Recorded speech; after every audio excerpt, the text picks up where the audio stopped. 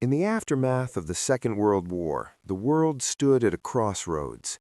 Empires had crumbled, cities lay in ruins, and the global balance of power was uncertain.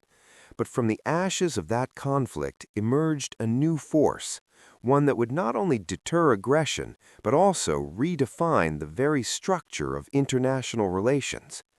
This is the story of how American military power, through strategy, innovation, and global presence, reshaped the world order, not through conquest, but through deterrence, not through dominance alone, but through the creation of alliances, institutions, and a new kind of global stability. To understand how we arrived at today's geopolitical landscape, we must look back at the decisions, doctrines, and deployments that turned the United States into the cornerstone of global security. The year was 1945. Nazi Germany had surrendered. Imperial Japan had fallen. But victory came at a cost. Europe was devastated. Asia was fractured. And the old colonial powers, Britain, France, the Netherlands, were weakened beyond repair. In this vacuum, two superpowers emerged, the United States and the Soviet Union. But their visions for the future could not have been more different. The Soviets sought to expand their influence through ideology and control. The United States, wary of another global conflict, took a different path, one rooted in containment, alliance building, and forward military presence. The Truman Doctrine, announced in 1947, marked a turning point.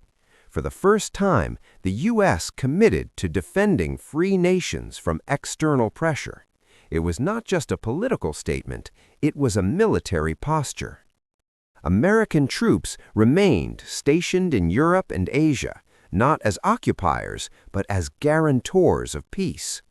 Bases were established, fleets were deployed, and a new kind of global military infrastructure began to take shape.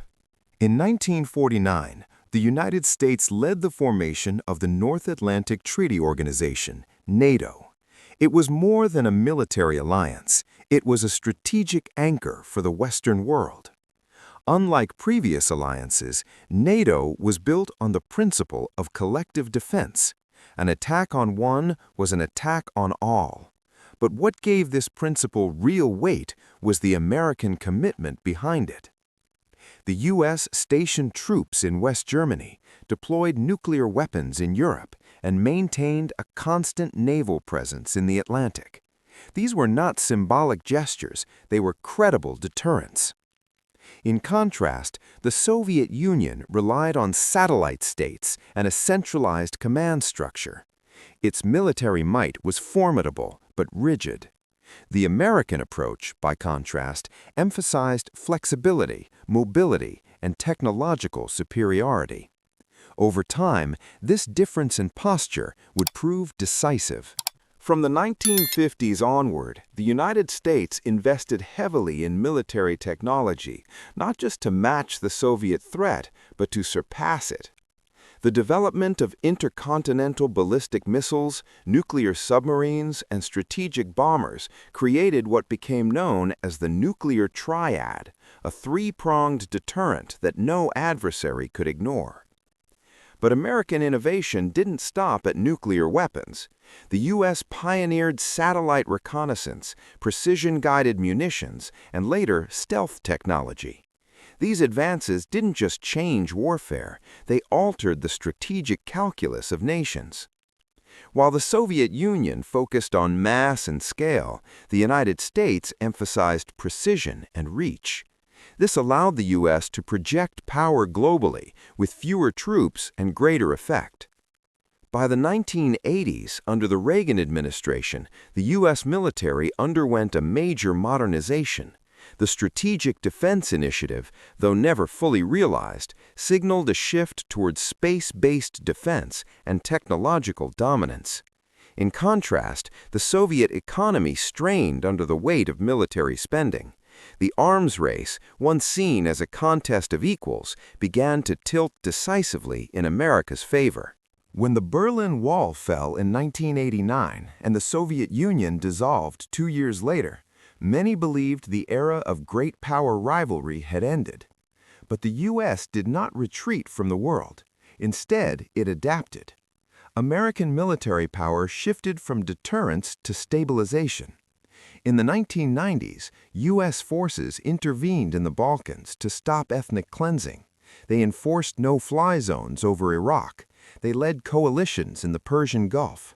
The global network of bases, alliances, and logistics built during the Cold War now served a new purpose: maintaining order in a world without a single clear adversary.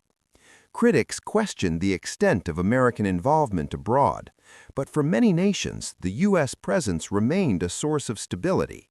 In Europe, Asia, and the Middle East, American power deterred aggression, reassured allies, and underpinned the global economy. Throughout the 20th and early 21st centuries, other nations pursued different paths to security. Russia, inheriting the Soviet legacy, focused on regional influence and asymmetric tactics. China, rising economically, invested in anti-access technologies and regional dominance. But neither replicated the global reach of the U.S. military. Why? Because American power was not just about weapons, it was about infrastructure, alliances, and doctrine. The U.S. military trained with partners, shared intelligence, and operated with logistical depth unmatched by any other nation. Aircraft carriers, forward bases, and rapid deployment forces gave the U.S. a unique ability to respond anywhere, anytime. This capability, more than any single weapon, reshaped how nations calculated risk and cooperation.